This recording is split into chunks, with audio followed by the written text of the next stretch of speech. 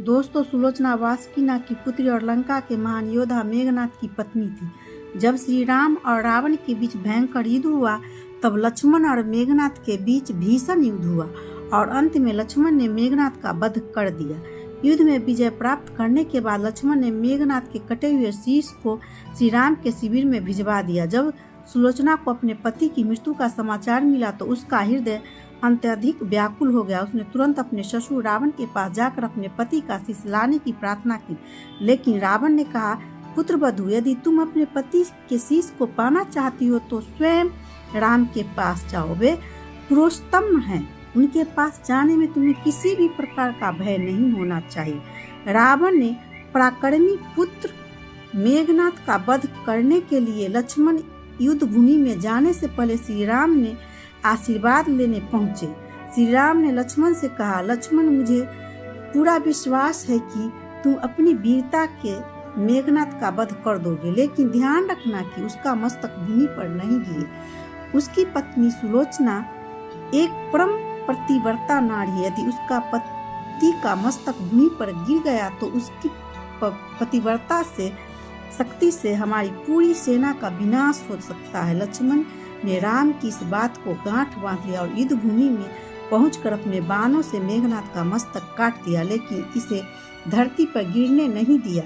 इसी बीच युद्ध में मेघनाद की दाहिनी भुजा का कटकर आकाश में उड़ती हुई उसकी पत्नी सुलोचना के पास जाकर गिरी। सुलोचना यह देखकर चकित हो गई और सोचने लगी कि क्या यह भुजा वास्तव उसके पति की है या किसी और की। उसने भुजा से कहा, यदि तुम मेरे स्वामी की भुजा हो तो मेरे पतिव्रता धर्म की शक्ति से पूरा युद्ध का वृत्तांत लिखो।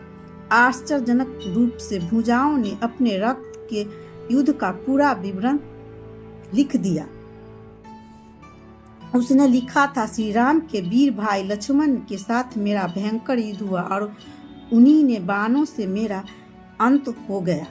मेरा शीश श्री राम के पास है। अपने पति की भुजा से यह सत्य जानकर सुलोचना अत्यधिक व्याकुल हो गई। उसने निश्चय किया कि अब उसे अपने पति के साथ सती होना चाहिए, लेकिन समस्या यह थी कि मेघनाद का शव तो राम के शिविर में था। यह सती कैसे हो सकती थी?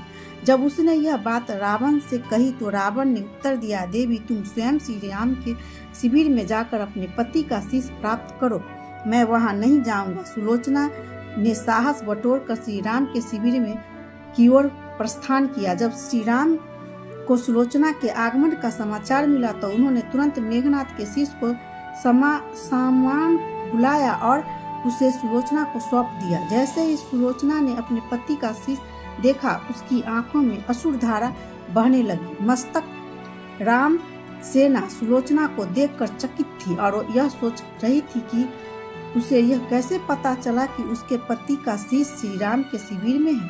तब सुग्रीव ने जिज्ञासा बस पूछ ही लिया, देवी, तुम्हें यह कैसे ज्ञात हुई कि मेघनाद का शीश श्री राम के पास है?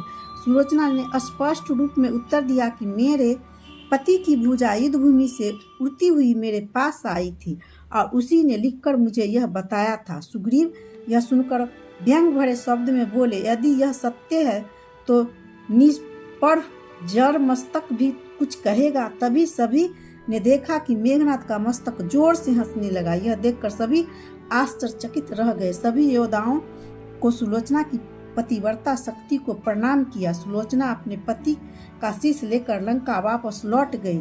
समुद्र के किनारे एक चंदन की चिता तैयार की गई। सुलोचना ने अपने पति का शीश गोद में रखकर और अग्नि में प्रविष्ट हो गई। कुछ ही क्षणों में वह अपने पति के साथ सती हो गई। इस कथा से हमें यह शिक्षा मिलती है कि सच्ची पतिव्रता नारी में कितनी अद्भुत शक्ति होती है। सुलोचना के त्याग और प्रेम की यह अमर गाथा सदैव याद रखनी चाहिए।